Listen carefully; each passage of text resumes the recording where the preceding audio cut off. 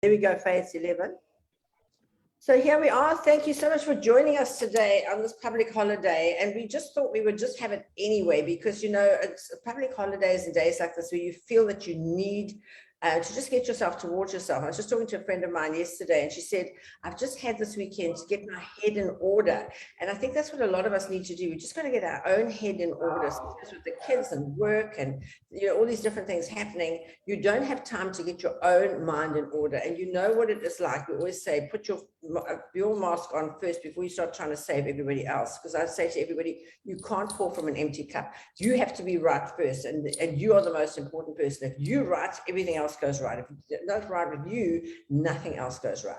The other thing, when I was talking to a friend of mine who was going through a really tough time yesterday, she said, I don't think I can do this. And I said to you know what, you actually can do this. You can. And you know, God puts these stumbling blocks in your way to see how strong you are, to see if you can draw on that courage. And it is courage at the end of the day that we've got to draw on our own courage to pull us through and to get us through. So thank you for joining us for our Motivational Monday today. And yeah, we've all been through a very tough time, and we're talking to Charisse, who's a trauma counselor. And, you know, I mean, I'm just saying, friends of mine in Mount Edgecombe who had their house demolished by the floods, a little girl that I'm working with in Kwamashu had not only her house demolished, but the land that her house was on washed away. So she couldn't even go back and put it back where it was. So people have gone through very traumatic times lately. And how do they deal with it?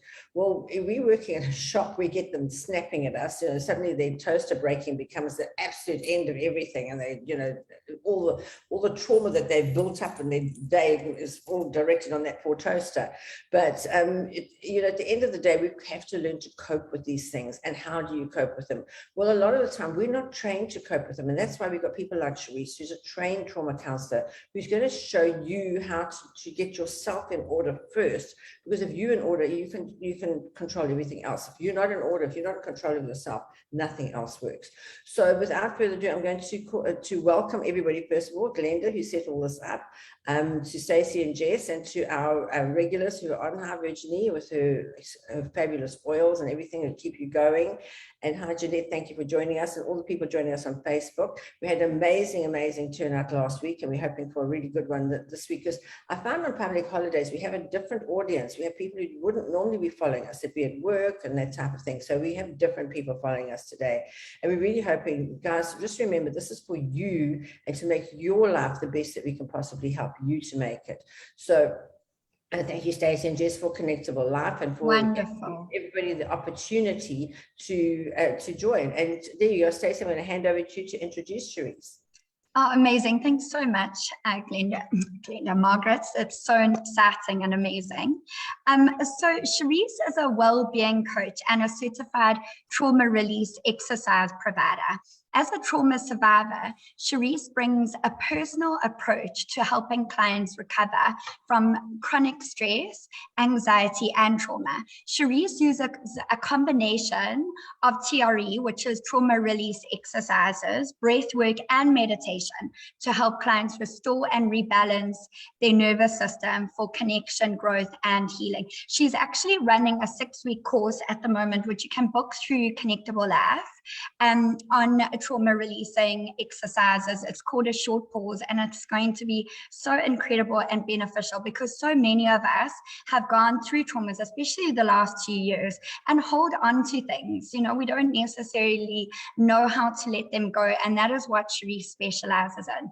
But I, for one, am so excited for today, because I am self-taught with meditation, and a part of me has always thought that meditation is something that is not for everyone, more for people who have lots of time on their hands, or people who are one with nature and outdoorsy. And I just thought, meditation is a bit strange. But over the years, I've come to realize how incredibly important meditation is, because so many doctors talk about the importance of meditation. And if your life is jam-packed, that is when you need to know the techniques of meditation more than ever, because learning how to meditate isn't a long-winded, you can literally do it in 2 or 3 minutes, 10 minutes, just taking the time out, and it softens and releases everything. So thank you so much, Charisse, for this masterclass today. So excited. Thank you for having me, Stacey and Margaret. It's really lovely what you're doing, bringing these motivational Mondays to so many people and to inspire people to explore their own well-being and how they can be better versions of themselves. So thank you to you lovely ladies, powerhouses, for bringing this to everyone. I'm super excited to talk about meditation and how it can facilitate a calmer, more peaceful you, as well as, like Stacey, you said, like soften and release things. And I think that's what's been happening, that we've been seeing happening around us at the moment, is that the tensions within people's bodies and is just rising. And you can actually see the postures in people changing to these closed, protective spaces. You've probably seen, Margaret, people coming into the store.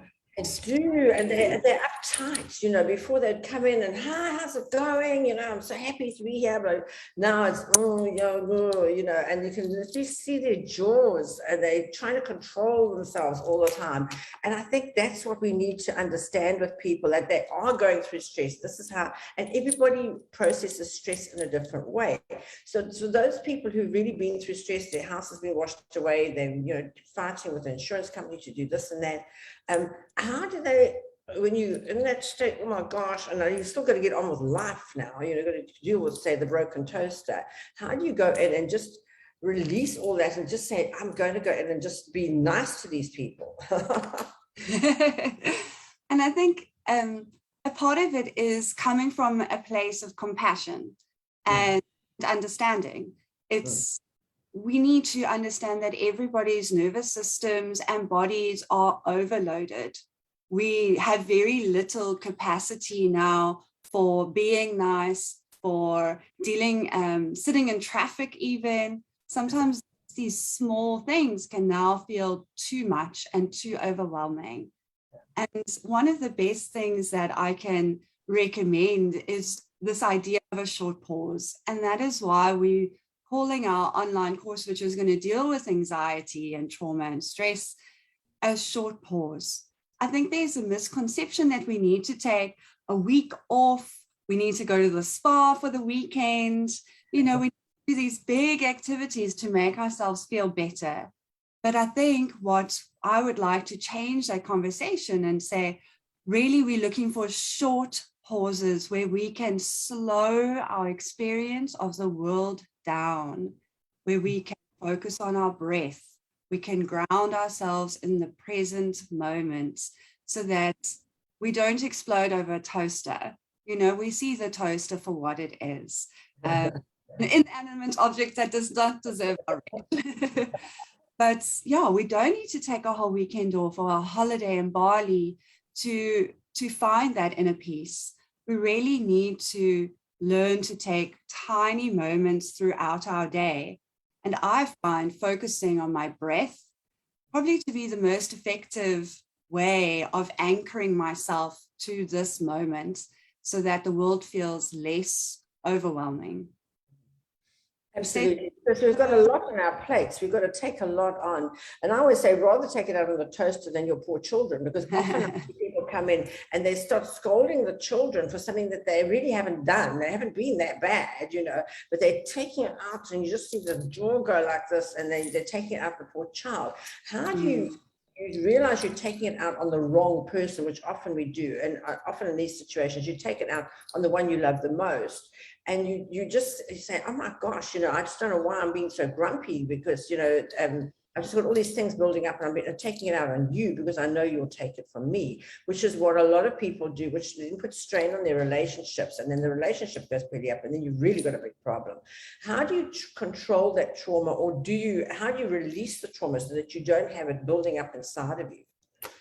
Yeah, so you bring such a good point, that irritability that we have, and you can start to see, you'll start snapping at your kids, snapping at your partner. And that's really the first sign that your cup is too full, and that you need to empty some of that cup so that there's space for other people. And that's why we like to talk about self-care as well. How are you caring for yourself so that you don't become overloaded and start spilling out on other people?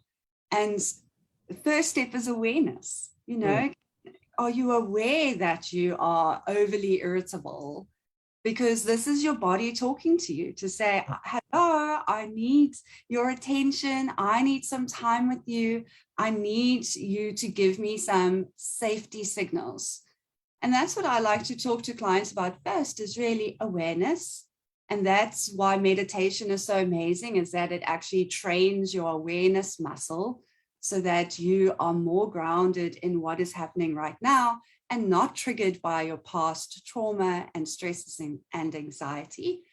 So first step is that awareness. The second step is really understanding, what do you need in that moment? And that comes from, again, like spending time with yourself in your body and understanding, what is it that I need? And it could be as simple as a mindful cup of tea, you know, taking a time out, going into the garden, doing deep, heavy breathing to release that tension and to allow the breath to go into the belly. And that even those small 1 minute, 5 minute exercises throughout your day is going to help bring that overactivation of your nervous system down. But you have to be purposeful about it. You have to know that this is what you are doing and why. Otherwise, you're just going to be on autopilot, running through your life, feeling angry, irritable, tight, stressed out, muscles are tense, getting headaches. And you might find yourself reaching for other soothing activities, like scrolling through social media too much, or watching Netflix, or drinking too much, or buying too much. These are all signs that you need to slow down and you need to come back home to your body and your breath so that you can have more capacity to be the person that you really want to be. I think that you hit the nail on the head there. You've got to be the person that you want to be. And when you're going through this traumatic time and you're snapping at people and shouting, this is not the person I want to be. And I think you have to take stock of yourself and say, this is not the person I want to be. This is not me. Where's this person come from who's not snapping at people and being grumpy? So when you find that happening, how do you take control of your life? I mean, I believe, as you do with meditation, but, you can't be meditating in the middle of the day. I meditate in the morning before, when I get up early. I get up at 4 and I meditate from 4 to 4:30 every day. And sometimes that's even not enough because I've got a lot going on and I've got to sort of bring myself towards myself and just say, just calm down and take stock of things. How do you sort of, if you're in the middle of your day and things are building up and you can feel you're going, how do you stop yourself and say, hang on a sec, I've got to take stock of myself now and calm myself down? So my best tool, and there's a couple of them which I can talk about, but the first one is belly breathing. So when you're getting worked up in that way, you're going to breathe into your chest area. And that is only going to increase your heart rate and increase your blood pressure. And it's actually signaling to your nervous system that you are under threat. We can take away that threat signal to your body by softening the belly and actually consciously breathing deeply into the belly. You're going to activate what is known as your vagus nerve. And your vagus nerve is a wonderful cranial nerve in your body that actually regulates your nervous system for you from inside. So it's going to slow down that activation. It's going to tell your body, oh, I actually feel safe. And then the feeling of calm and groundedness is going to come into your system. And this can be as simple as 2 minutes. Yeah. You can do anywhere. If you're sitting, say, in your car, and you're thinking, oh my God, the robot stopped. Now, let me just take stock of myself. You just start breathing into your belly. And show us how to do it. I don't know how to do it. And it's more difficult than you think. Because we are breathing with our chest. I'm a shallow breather. Like this all the time. Yeah. So you can do it by actually placing your hand onto your belly so you can feel whether your belly is moving. And you're going to actually push your belly out to meet your hand. And most of us are used to sucking our belly in because we want to look thinner. It's really about softening that belly and really pushing the air deep in. And you'll find as you take a few of those breaths, it gets easier and easier to breathe deeply into the belly. And after just 2 minutes of breathing like this, your heart rate will slow down and your blood pressure will drop slightly, and you will feel that calmness that we all want to access throughout the day. The second way you can do this with the belly breathing is to extend your out breath.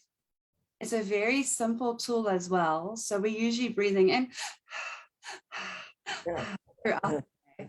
But if you breathe in and count to 4 as you breathe in, and as you exhale, you count to 6, and you're actually extending that out breath. So I will do this with your nose and out through your mouth, or in and out through your nose?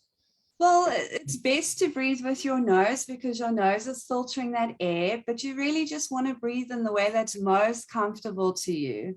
Some people find it difficult to breathe through their nose, so breathe through your mouth. You know, what I try to do as well is take away some of the rules of the right or wrong way to do things. Because then people can feel like, oh, well, I'm not going to remember to do it correctly, so is it worth doing? You want the best way that you can. So simply going in, 2, 3, 4, out, 2, 3, 4, 5, 6, in, 2, 3, 4, out, 2, 3, 4, 5, 6. And why that works, and it's such a simple thing, is that when you breathe in, you're actually activating what's known as your sympathetic nervous system. And this gets you ready for fight or flight. And when you breathe out, it's activating your parasympathetic nervous system, which is your rest and restore. So the more you are in your parasympathetic nervous system, the more it's going to slow down your fight or flight response. That irritation and that aggression will drop with that response.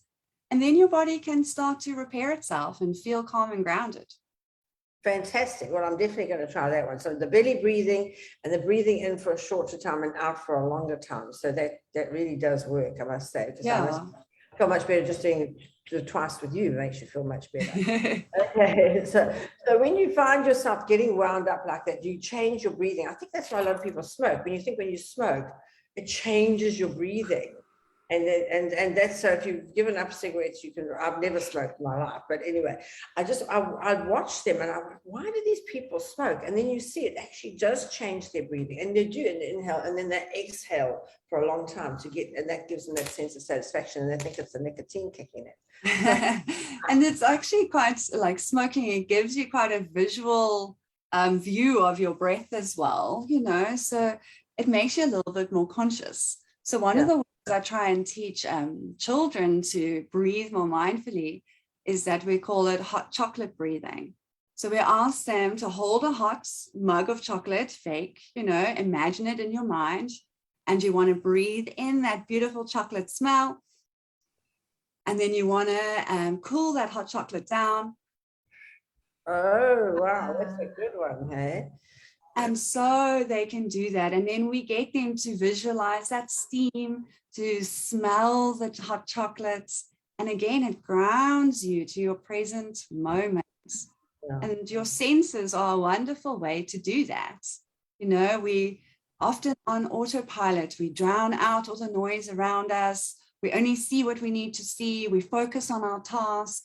But if we come back to the breath, looking at what do I see with my eyes? Can I name 5 objects that are green?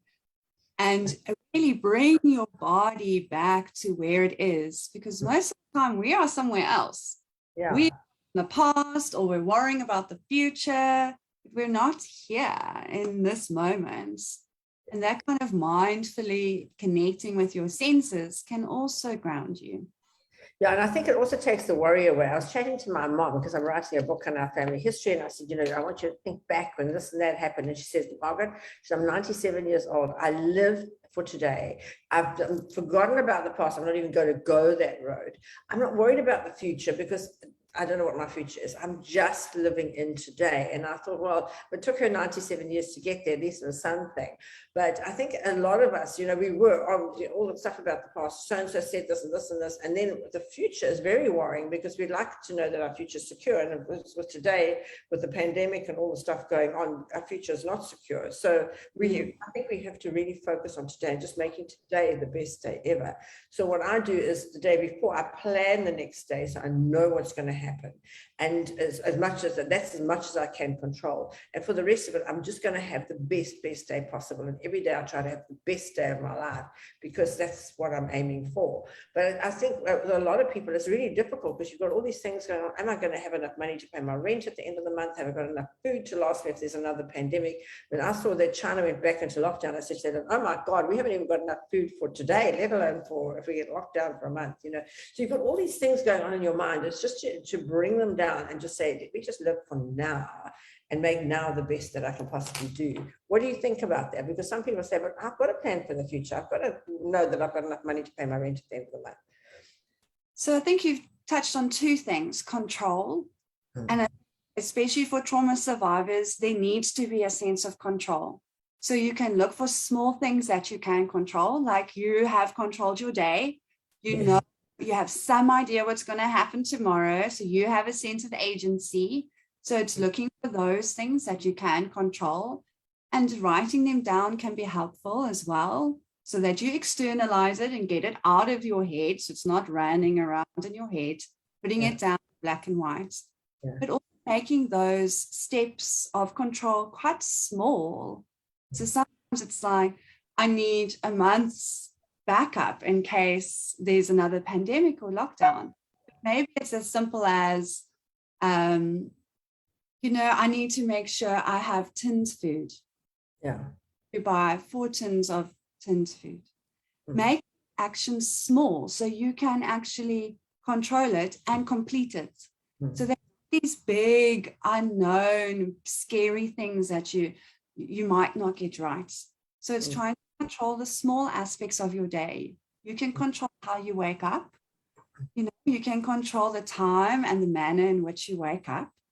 Like how you've set that routine for yourself. Early doing your meditation, you've taken control of your day and your mindset. So control is a very important aspect. Sorry, how you can take some control, but then as well, that coming down to the present moment, there's only so much worrying we can do. Worrying is not taking action. It's not doing anything, but it is making you stressed out. What I say, worry is thinking what you don't want to happen. So as soon as that worry comes into mind, this is what I don't want to happen. Let me turn around. What do I want to happen? And then you start with your vision board. This is what I want to happen. This is my perfect case scenario. So my friend who's going through a rough time at the moment, I said, what is your best case scenario? Well, this is what I want. Okay, now you know what you're aiming at. So every time that worry comes in, turn it around to, this is my best case scenario, so that you don't have that worry. Because worry, I think, is one of the most wasteful emotions around, because if you worry, you're just thinking what you don't want to happen, and how to turn that around to what you do want to happen, I think is the most important thing. And the thing about the brain to keep in mind is that it loves to follow what is familiar. So if you were worrying a lot, you need to unconsciously break that pattern. Otherwise, the brain just will keep going into that pattern of worrying, whether it's useful or not. And it actually takes up so much of your survival energy to keep your brain looping around problems that you are reducing your capacity to actually solve the problem. And that's what I said to my friend who's busy going through a divorce now. I said, stop giving him your energy. Every time I talk to you, talking about him all the time. So you're giving him so much of your energy. So reserve that energy for yourself and for your children, because you're the ones who need it. He doesn't need your energy, but you're giving him all your energy. How do you control that energy that you've only got? Well, I don't know, they say there's infinite amounts you can give out, but you just don't want to give it to the wrong person or the wrong occasion. You need to put your energy in the right direction all the time. Yeah, so sometimes doing like an energy audit is a good idea, like what An energy audit, so much energy. Energy audit, that's fantastic. I love it. Yes, and then looking at what is taking up all my energy, and should it be taking up all of my energy? Yeah. If you visualize that and actually write it down or paint a picture about it, or however you want to creatively express yourself, is to look at how is my energy being used during the day. Yeah. Most of us were unaware because we're just going through our day. So you can see all of these techniques are about pausing, taking a step back, viewing as a whole, and then deciding and being mindful about what it is that you should be spending your energy on. Because there's a lot of things like that. Margaret is a good example, because she may not be spending her time with him, but he's taking up all of her energy because she's thinking about it and talking about it all the time. Yeah, absolutely. She could be thinking about the future, and we can try and direct that energy elsewhere that will be uplifting. So we need to make sure that we're spending time actually uplifting our energy reserves, whether that is by being in nature. And everybody's different. You need to decide, how do I receive energy? What's the best way to replenish my energy reserves? For me, it's being in quiet and in nature. That gives me more energy. For other people, it could be spending time with loved ones. It could be painting, running, decorating your house or gardening. It doesn't matter what it is. You need to then do more of those things for yourself if you're struggling. Now, Virginie says here, what works for me is having faith and surrendering to God, believing that God is in control, and just saying, just give it over to God and let him take over. So that's a good way of doing it. But at the end of the day, like me being a control freak, I battle a bit with that. God, should I do this? So, and they say when you pray, you talk to God, and when you meditate, God talks to you. So we're going to do a meditation for those of you who are on here at the end of this. Virginie's going to, Charisse is going to take us through a meditation. But I firmly believe that you can pray and you can talk to God, but you've got to give time for God to talk to you, and you have to have time to listen to him. And sometimes he won't tell you what you want to hear. So that's, as a control freak being myself, it's a difficult one. You sit down and say, okay, God, you tell me, what do I do in this situation?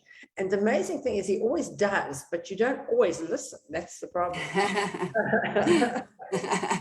Yeah, and I firmly believe so right. That you get answers in stillness. Stacey, from your side, what do you think about that?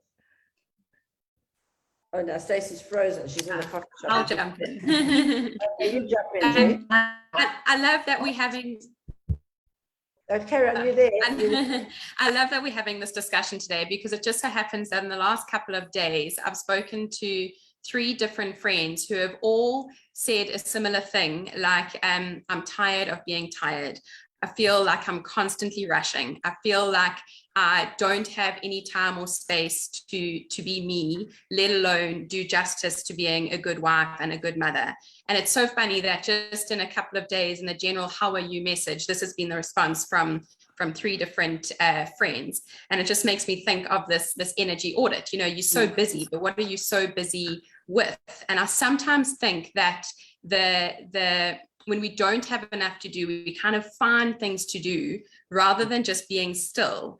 And just for example, my husband went away for 4 nights this week, and I know that's a very short time for a lot of people and very normal for a lot of people, but I've got a very hands-on husband, so when he's away for a day, I feel it because I'm used to the help.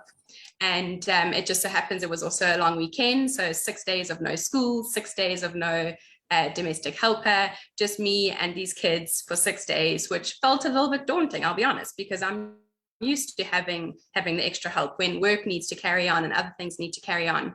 And I actually said to myself, I'm going to have to physically, mindfully make time to take time off and have these, Charisse, I love the little phrase, short pause. And I did. I took 3 or 4 times in each of the days. I said, I've done what you needed me to do for the last 4 hours. I've given in to everything you wanted and needed. I'm taking 10 minutes. And, you know, we sometimes think that the world will fall apart or our kids will crumble if we don't take these 10 minutes for ourselves. And I cannot tell you the difference it made in my attitude towards the whole 6 days. I loved it. I cherished that I had that time, just me and my kids.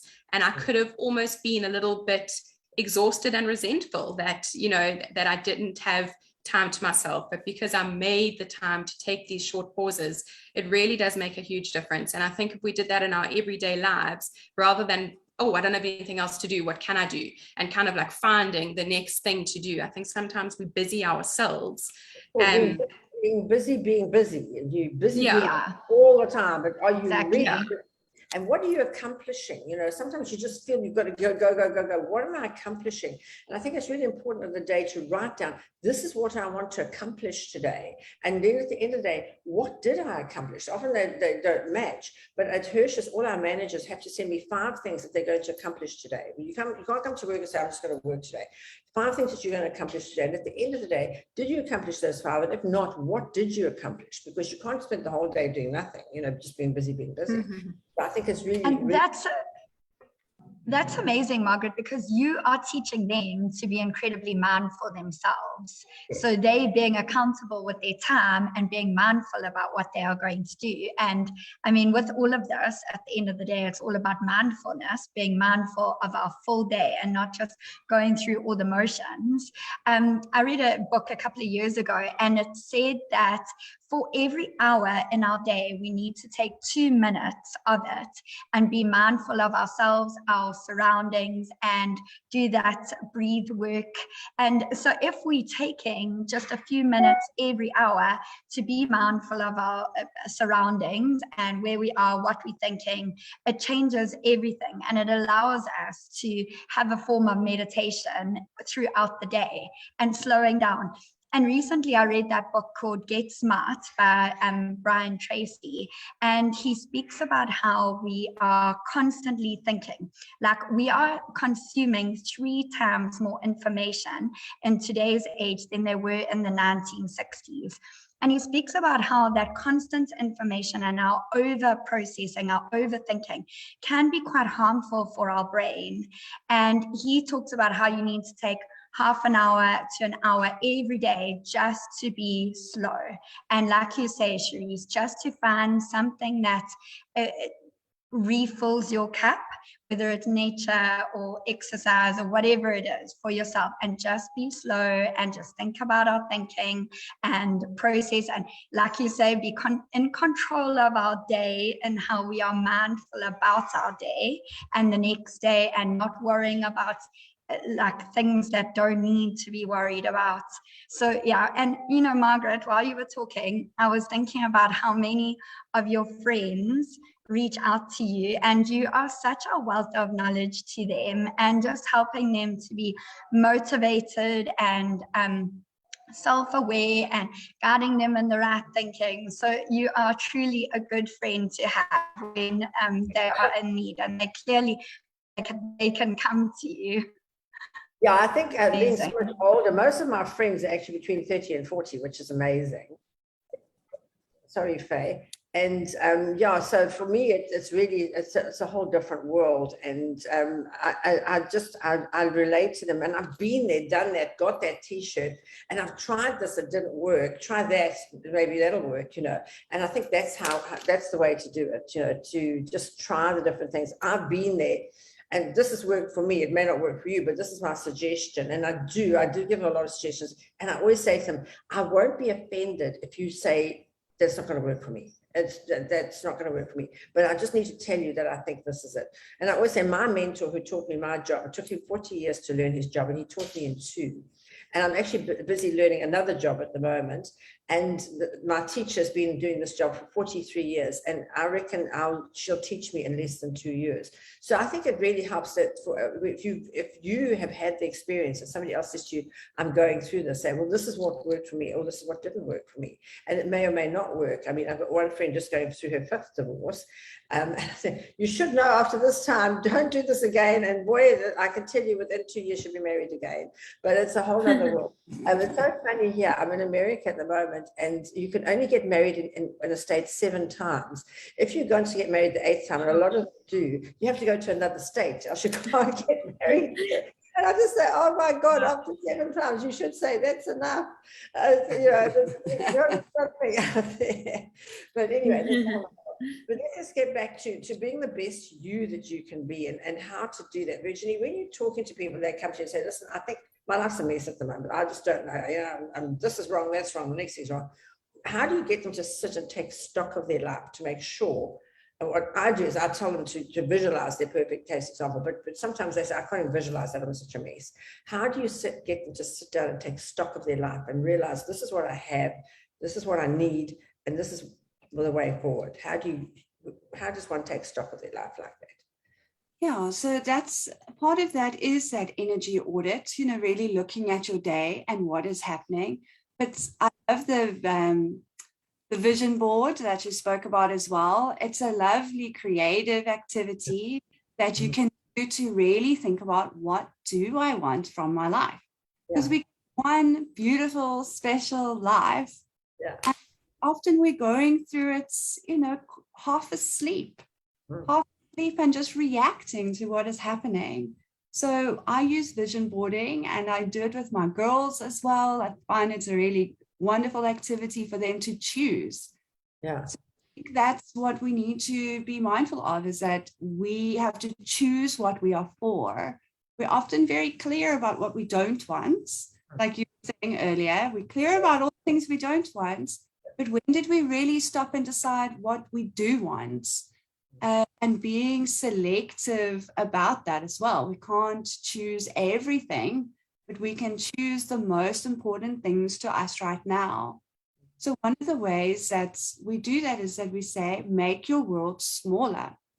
We try often to just do too much for too many different people. So when we boil it down and we say, what is the most important thing in your life right now? It is you. You most important thing in your life right now. And then we start there. What do you need? What do you enjoy?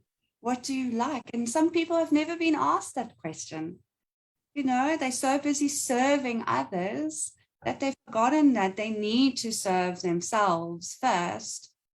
Yeah, because then you create more of yourself and you have more to give. So those kinds of questions are important to ask yourself every day. What does Margaret need today? And what does Margaret need to feel fulfilled and happy with life? And if it's family or successful business, then it's choosing the actions to take to make those things bigger in your life. And often it means taking stuff away and simplifying your life. Yeah, and seeing what's important and prioritizing the importance, because I've got to get through a lot in a day. How do I prioritize? Which is important to me, and put it. This has to be done. This I should do, and this I can leave. And then just working out what you can actually fit into your day, because I think sometimes we try and fit too much into the day as well. I work a long day. I work from 4 a.m. to midnight. So I have a lot to fit into the day. And I think also being here in a different time zone, I'm like doing my South African work and I'm doing my American work. So it really is, it's a busy, busy day. And where do I stop and say, hang on a sec, let me just take some time out now and do this. And it's just amazing when you actually do sit down, take time, take stock. And you just let the thoughts flow in and out and just try and still your mind. And I find it very difficult to still my mind, although I've done meditation. I still find it difficult to still my mind because my mind is racing. And so for people who are going to start wanting to meditate, for everybody, meditation in the old days was like woo-woo, but now it's absolutely essential if you want your life to go and get ahead. When people come to you and they've never done meditation before, how do you explain it to them? I'm not sure exactly how I explain it to them, but it is about the stillness, and for me, it's about observing your mind. Mm. We often identify with all those thoughts that are racing through our minds. So the first step that I tell my clients is about awareness, and it's non-judgments. Yeah. We're not to judge your mind and how fast it's moving, but I want you to almost step back from it and hear and watch how it moves, how it talks, so that you can realize that your thoughts are not you. That you are also underneath all those thoughts, all those tasks, all those should do's, shouldn't do's. So we start by bringing awareness to the breath. And then I might ask questions. How is your mind coping with that? And a lot of people will say, oh no, it's racing all the place. And then the second step is to say, that's okay. We don't need to judge it. We don't need to admonish it. So it's being curious about what your mind is doing. And perhaps there's an answer in there you need to hear, like what you were saying earlier. We need to filter out all those thoughts to hear the truth within them. So the second step is really about curiosity. And then we really just keep practicing that over and over and over until people start building resilience with that and stop getting sucked into the thought and just observe them going by. And so we begin by focusing the brain so that it gets used to being able to focus on one thing at a time. Instead of what we're currently doing, which is we're driving to work and thinking about 5 years in the future and crying about what happened 5 years in the past. And then we're working, we don't even know how we got there. We don't have any recollection of stopping at the stop streets. And as you get older, that happens. How the hell did I get here? Where the hell? Well, my worst is when I park. Where I come out? Where the hell did I park? Because I just came in autopilot, parked, got out, walked in. Oh my gosh, I come out. So yeah, I now take stock of things like that. When I park, I say, this is where I park, 3E or whatever it is. Because when you come out, especially here where the shopping centers are so big, where the hell did I park? You can't do it on autopilot anymore. And I think you've got to take stock of yourself as well and say, this is what I can do on autopilot, but this is what I actually have to be conscious of and be conscious of doing things, putting things. Where did I put that thing? And me with keys, oh my God. Worst things ever. Where did I put them? So that's such a lovely thing that you just said. It's about stating it, using your voice. Can you name the sensation that you are experiencing in your body? Can you name the experience that's going on with your head? Just like you named, I have parked here in 3B. So you can do the same thing.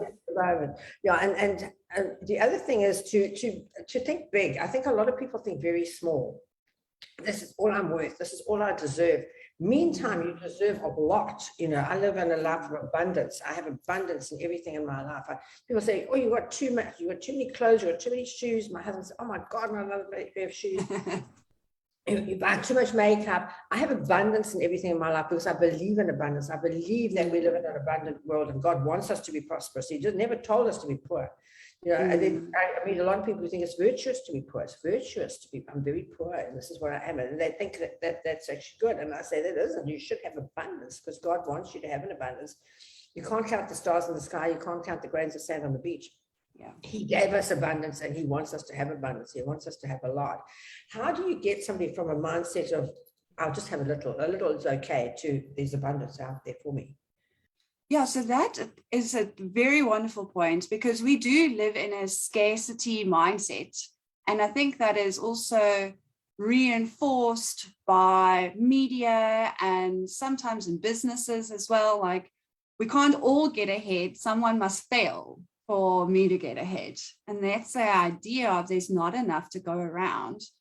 But I love the way you said, you can't count all the stars in the sky and you can't count all the grains of sand on the beach. And that is it. There is infinity. I mean, you just have to look up at the sky and to know that there's just so much more than what we could ever imagine. And one of the things that we try and do through meditation is to visualize that and visualize the flow of life coming through you. You do not have to create it. You just have to be open to it. And that's about taking off that armor that we tend to surround ourselves with to protect ourselves in this scary world. But when we can be still and we can actually visualize the bigness of the world and the bigness of our hearts. I mean, I think we all know, like, our love is infinite and there's always more love to give, and just how that is true everywhere you look, whether it's in nature, whether it's looking at the sky, whether it is your faith in God. There's boundless energy in the world, and there's boundless abundance. But I love this topic of abundance. Oh, And good. because one of my key scriptures in my life is talking life. And they all just intermingle, hey, Margaret, with abundance, like speaking life. Do not speak negativity. Do not speak the negative over your life. Speak the life over your life. Speak what you want to come into existence over your life. So when you are taking hold of, like, when that constant negative thought, which I love when psychologists and doctors call them ants, automatic negative thoughts, because that's what they are. They're little ants crawling around in your mind, and you need to physically take hold of them and say, no, that is not going to be the path, not going to be the course. This is what's going to be the course. And speaking life, seeing what you want, naming it, and deciding that you are going to live a life of abundance and speaking it out. Yeah. And the strange thing is, when you do that, the abundance flows into your life. You allow the abundance to flow into your life. Before, you were holding it back. You just a little bit will do. I'll just have a little bit. I'll be short, but don't worry, I'll get by. To know there is abundance out there, and if it's for other people, why is it not for me? Exactly. And I deserve it. I'm a good person. I help others. I do what I'm supposed to do, and I deserve abundance. And I think to change that mindset, I found with a lot of people that they tend to go back to that, or a little bit will do. That's okay. You know, I'll just ease by on this. And as soon as you change that mindset, and it all starts with a thought, you know, that your thought is, there is abundance out there, and I do deserve it. And I think you've got to know you deserve it, and you've got to do things so that you deserve it. And if you do something really good, I deserve to have something good happen to me. And it does. That's the most amazing thing. It does. And affirmations, money flows to me easily and plentifully, and it does. I mean, I'm never surprised when it comes to me. I say, oh my gosh, you know, I always say that money flows easily and seamlessly to me, and it does. So I think you've got to change that mindset to an abundance mindset, because there's so much out there, and you do deserve it. I think that's what we got to say to ourselves. I deserve this. Yeah, so starting your day with that kind of affirmation, even if it's during your meditation, you know, sometimes giving your mind a phrase to hold on to stops it from swirling around. So if that's what you need to work on, that's a beautiful mantra to have. We love affirmations at Hershey's. We always have our affirmations. Today's going to be a brilliant day, you know, and we do those all the time. In fact, I'll show you one day one of our morning meetings where we really get people really, because people come from really harsh lifestyles at home. They, you know, abusive parents and a little shack, and they've got to come in and they've got to be selling 100,000 Rand TV. You have to change their mindset. You've got to change it. But the most amazing thing to me is, as we change their mindset, their whole life changes. We've got a lady who came to me when she came to get cardboard boxes, because she's living in a cardboard box with her 2 little boys. And I said to her, you don't need to live like this. She said, but I do. That's what I have. No, you don't. And now she lives in a beautiful house that she's built and she's paid for in full with her 2 little boys. They're both at private schools. And I've turned her life around by changing her thinking. And it all goes to your thinking, and that's the thoughts. And that's what you do. You change people's thinking. Yes, and that's why the meditation works, is you have to train your brain. It's going to go on old familiar patterns. That's its best way of working, is to go on to what it knows, and it's just going to follow the same pattern over and over. So you need to consciously retrain it in a better, more positive direction. Now, show us how to do that. We've only got 10 minutes left, and we said we were going to go through a meditation now for people who don't know how to meditate. So just go through it. How do you start? So you start by getting comfortable wherever you may be. Some people think you have to meditate in a specific way, and you really don't. Just be comfortable. If you're going to be thinking about your sore back the whole time, you're not going to meditate. So get comfortable. And then it's about the breath. So taking a few deep mindful breaths to come into the body and slow down your experience of the world, because your breath is just in and out. It is nothing more than that. It is only the present moment. So we go in and out. We need to do 3 of those. And out. And what we can do is that some people like to close their eyes. Other people prefer to keep their eyes open, and that really is completely up to you, whatever makes you feel the most comfortable. And then you can really just ground yourself by feeling the chair underneath you. Maybe you can feel the clothes on your skin, the floor underneath your feet. Maybe you can hear something outside. Maybe you can smell some nice, delicious scent in the room.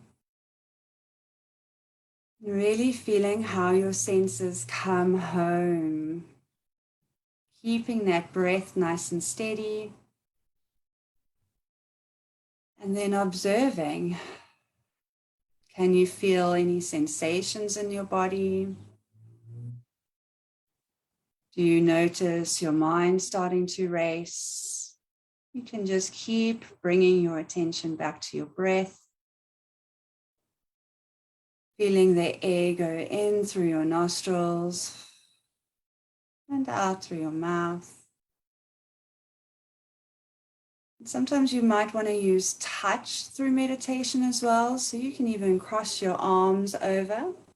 So you've got one hand on each shoulder, and just slowly and mindfully stroke your arms from shoulder to elbow. So this can be very soothing for the body, and it gives your brain something to focus on.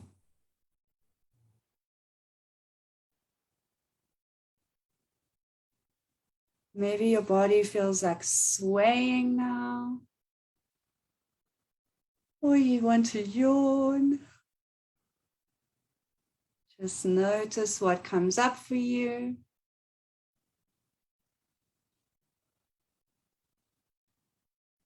And really, that is 1 minute of meditation that can already make us feel calmer and grounded in this moment.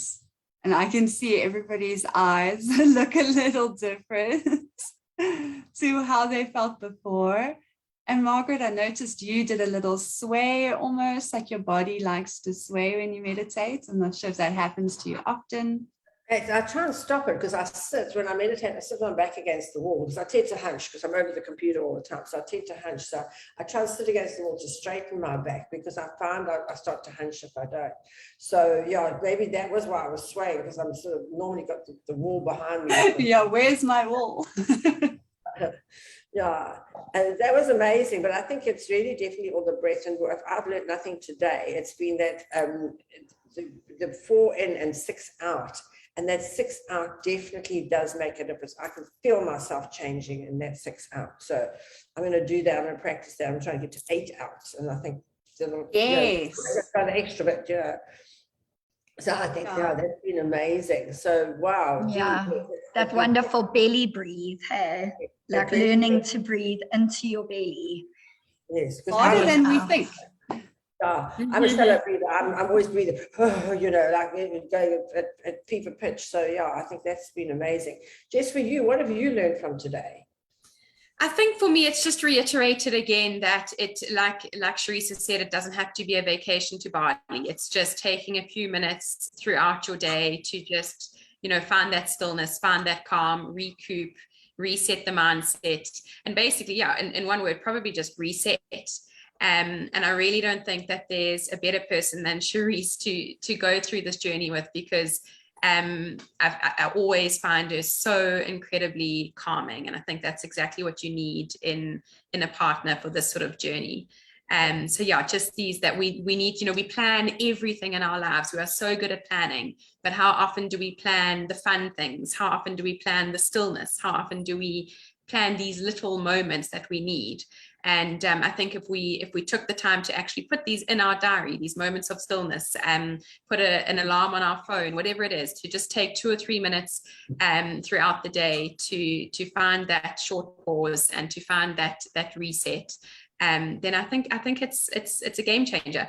I like to call our breath work one of our superpowers, because it really does have the most incredible power over the rest of your day. And it really is 30 seconds. So thanks, Charisse. It's always so lovely to speak to you and just be in your presence. I think some people just have that calming presence, and you definitely have that. So Charisse, tell us about the course that you're doing now, the 6 weeks course. Tell us about it. So we've got 2 programs running at the moment. The short pause, which I think is probably the most accessible, is happening. It starts on the 9th of May. And we're really looking at short pauses. So it's between 12 and 1 on a Tuesday and Thursday, so that you can do it during your lunch break. You come online with us. We will do a mindfulness exercise, some breathing with you, as well as some reflective work. So we really try and give you some clarity on what is happening for you and your body and your life, and give you some practical tools that you can go home and practice, as well as teach to your kids if we want to really amplify things and start teaching them young. And so that's happening on the 9th of May for 2 weeks, 4 1-hour live sessions. So I'm really excited about that. I think anybody can join that course. You're going to learn a lot about yourself and a lot about anxiety and how we can soothe our anxiety and really come back to ourselves so we can be our wonderful selves. Yeah. And then a 6-week trauma release course as well, where we really get deep into trauma work and we understand how to regulate your nervous system so that you can reset, I like that word, reset your nervous system to be more balanced and healthy. So those are the 2 options available at the moment. They also do one-on-one work with clients as well. If you are not the person who likes groups and you prefer one-on-one interaction. Yeah, fantastic. Well, that's so good. I think everybody should be doing that. Stacey, from your side? Oh, I think you guys have said it all. Yeah, a wonderful session. Thank you so much, Charisse. And Margaret, you're a wealth of knowledge as well. And for me, at the end of the day, mindfulness is the key.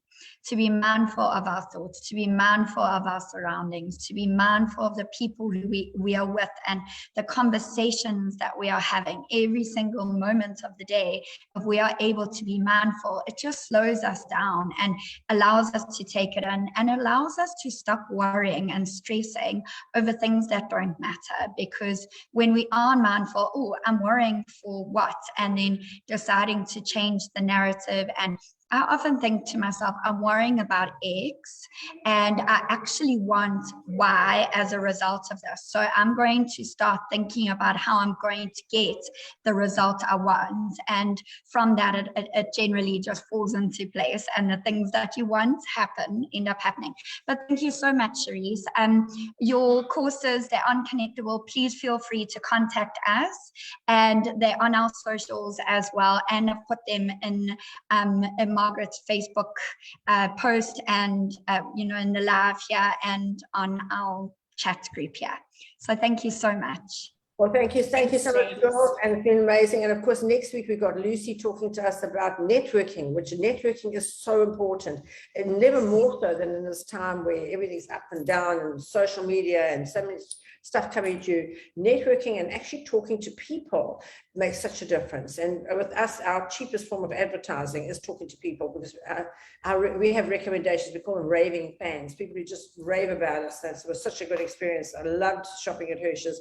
The people look after me. You've got to understand all the things that I teach to my staff as well. So when you go in, and boy, have I seen the difference here in America, where nobody serves you, nobody wants to make eye contact with you when you go in. Whereas at Hershey's, we look after you from the time you walk into the time the stuff is delivered and installed and everything. So we really see it, and what we teach our staff. And I'm really hoping that everybody who goes into Hershey's will notice the difference in the people who are serving you there, because they all taught this type of thing and they all know this type of thing. And we're growing at an amazing rate. So we've got new people coming in all the time, and to teach them and to check that mindset change, I literally see almost physically in their bodies. This is a mindset change. And some of them keep going down that same old road. I'm going to stick to this. I'm not going to do this. And eventually it clicks in, and they say to me, oh my God, Margaret, I wish I'd have done this sooner. And the greatest regret all our staff have is, I wish I'd learned to do this sooner in my life, because if you had, it will make such a difference. So to people watching today, I really thank you for those who joined us on Zoom. Thank you to all those who joined us on Facebook. I hope you enjoyed the session. I know that I definitely did. Thank you so much, Charisse. Thank you to Stacey and Jess for being here, to Glenda for setting it up, for those of you who joined us on Zoom, those of you who joined us on Facebook. And if you know anybody who's really going through a tough time, tell them to go and see Charisse, that she will help them to change their lives. There's a lot of things you can't do by yourself anymore, and changing your mind is one of them. So some people need help, and Charisse is the right person to go to. So thank you, girls, so much for being on today. Thank you to everybody who watched, and we'll see you next week. Well, I won't see you next week. Lucy's there. You're interviewing her, so it's going to be a wow session. Thank you so much. Yes. Thanks, Thanks, Margaret. Thanks, Charisse. Bye, everyone. Bye, Have a everyone. big holiday, everybody. Yes. Thank you. Bye. Bye.